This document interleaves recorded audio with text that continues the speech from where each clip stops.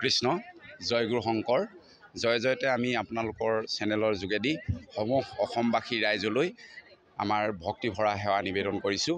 আপোনালোকে জানে শ্ৰীমন্ত শংকৰদেৱ সংঘৰ এটি অনুষ্ঠান আৰু ইয়াৰ এটা প্ৰাণৰ অনুষ্ঠান হৈছে বাৰ্ষিক অধিৱেশন। এই বাৰ্ষিক অধিৱেশন এইবাৰ ৯৪ সংখ্যক বাৰ্ষিক অধিৱেশন আমি যোৰহাট জিলাত অনুষ্ঠিত কৰিব লৈছে। ইয়াৰ মহমনা সমন্বয় ক্ষেত্ৰ বৈষ্ণৱ পণ্ডিত সোণাম চুতীয়া সমন্বয় ক্ষেত্ৰ আৰু আমি দেখিছে আপুনি ইয়াৰ কেন্দ্ৰীয় সেৱা বাহিনী।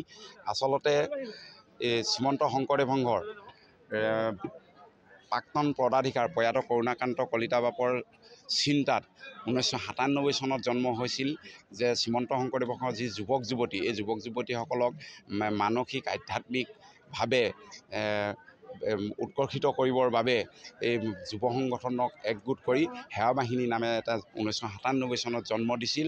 আৰু বহুতে ভাবে যে অধিৱেশনত কাম কৰা মানে সেৱা বাহিনী, এনে নহয়। আচলতে ইয়াত নৈতিক শিক্ষা প্ৰদান কৰা হয়, আধ্যাত্মিক শিক্ষা প্ৰদান কৰা হয় আৰু আমাৰ যিটো মানৱ জীৱন কেনেকৈ পাৰ কৰা হয় ইয়াতে প্ৰশিক্ষণ প্ৰদান কৰা হয় আৰু ইয়াৰ পৰাই গুৰু সেৱা কেনেকৈ কৰিব পাৰি, ঈশ্বৰ সেৱা কেনেকৈ কৰিব পাৰি, ভকত সেৱা কেনেকৈ কৰিব পাৰি, এই গোটেইখিনি কথা আচলতে ইয়াতে শিক্ষা প্ৰদান কৰা হয়।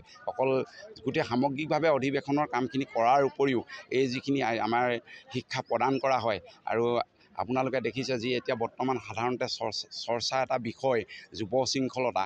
আজি আপুনি ইয়াতে দেখিছে আমাৰ যি শৃংখলাবদ্ধ যি মানে পৰিপাটি, এই গোটেই কথাখিনি আচলতে আমাৰ এই সেৱা বাহিনীতে দিয়া হয়। ইয়াৰ পৰাই তেওঁলোকে নিৰ্দিষ্ট কামত নিয়োগ হয় হয় আচলতে অধিৱেশনখনৰ সফলতা আৰু বিফলতা নিৰ্ণয় কৰে সেৱা বাহিনীৰ ওপৰতে। আজি আপোনালোকে দেখিছে ইয়াৰ পৰা সেৱা বাহিনী ওলাইছে সোমাইছে।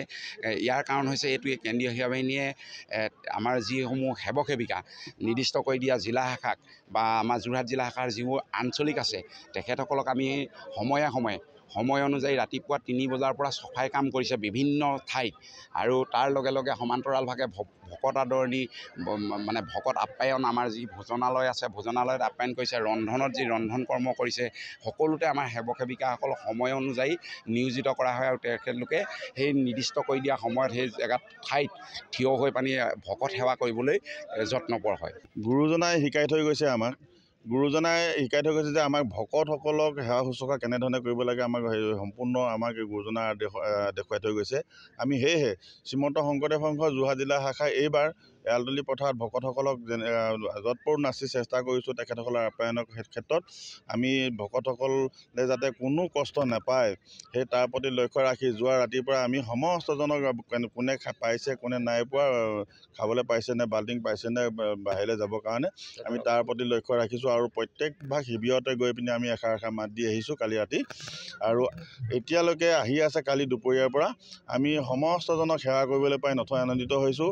আৰু আপোনালোকৰ চেনেলৰ যোগেদি আপোনালোকৰ আজি যিসকল দৰ্শকে এই নিউজ ভাগ চাই আছে তেখেতসকলকো আমি আমন্ত্ৰণ জনাইছোঁ বা শুভেচ্ছা জনাইছোঁ। আমাৰ যে যোৰহাট জিলা শাখাত এনেধৰণে অনুষ্ঠান ভাগ পাতিব পাৰিছোঁ আৰু আমি ভকত সেৱা কৰিবলৈ পাইছোঁ।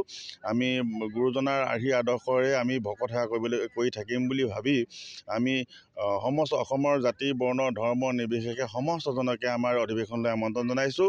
আহক আমি আপোনালোকক অকণমান সেৱাৰ সুযোগ দিয়ক, আমি যাতে আপোনালোকক সেৱা কৰিব পাৰোঁ তাৰে কামনা কৰিছোঁ। আৰু সমস্ত আমাৰ কৰ্মকৰ্তা সমস্তই খুব আস্থাৰে কাম কৰি আছে। তেখেতসকলে যাতে কোনো ত্ৰুটি থাকি নাযায় তাৰ প্ৰতি লক্ষ্য ৰখা হৈছে সমস্ত শিবিৰতে। কৃষ্ণ। আমাৰ ইতিমধ্যে 200 শিবিৰ নিৰ্মাণ কৰা হৈছিলে, তাৰে অলপমান বাকী থকাৰ কাৰণে আমি এতিয়া বৰ্তমান 158টা শিবিৰ সম্পূৰ্ণ মানে ভকতসকল থাকিব পৰা উপযোগী কৰি তুলিছোঁ আৰু বাকীখিনি শিবিৰ অলপমান নিৰ্মিত অৱস্থাতে আছে।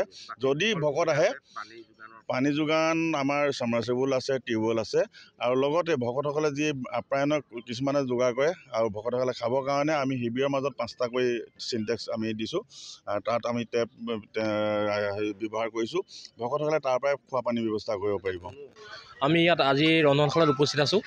ইয়াত আমাৰ যি মূলৰ অধিৱেশনৰ সকলো প্ৰায় 30-35খন উপসমিতিৰ বিভিন্ন নিজাববীয়াকৈ তেওঁলোকে কাম কাজ চলাই আছে। আমাৰ সিদ্ধ আজি যি এই ভোজনালয় সিদ্ধ বজাৰ আমি কাম কাজ আমাৰ আৰম্ভ হৈ গৈছে।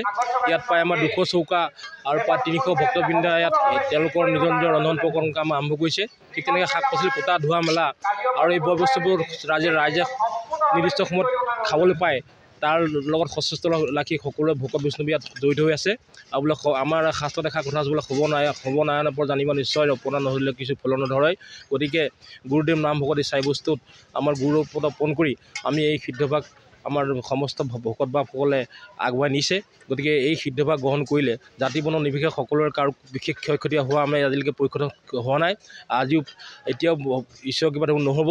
আৰু মই এই আৱাসতে আমাৰ যিসকল ভক্তপ্ৰাণ বাপ বান্ধৱ ইয়াত আছে সকলোকে নিৰ্দিষ্ট সময়ত আহি আমাৰ এই যি সিদ্ধ ব্যৱস্থা কৰিছে সকলোৱে শৃংখলাবদ্ধভাৱে যাতে সিদ্ধ লৈ যায় তাৰ পৰা মই বিনম্ৰভাৱে অনুৰোধ জনালোঁ আৰু আশা ৰাখিছোঁ আগন্তুক আমাৰ যি এই 4 দিনীয়া অনুষ্ঠানৰ আজি প্ৰথম কাৰ্যসূচী এই কাৰ্যসূচীত আপোনালোকৰ সহায় সহযোগ আৰু উপস্থিতি একান্ত কামনা কৰি আমাৰ যি মহান উদ্দেশ্য গুৰুজনৰ মহান উদ্দেশ্য আগত ৰাখি আমি যে অসমখন সমগ্ৰ সুন্দৰকৈ শান্তি একতা বিৰাজ কৰিব পাৰোঁ তাৰে কামনা কৰি ধন্যবাদ। জয় গুৰু।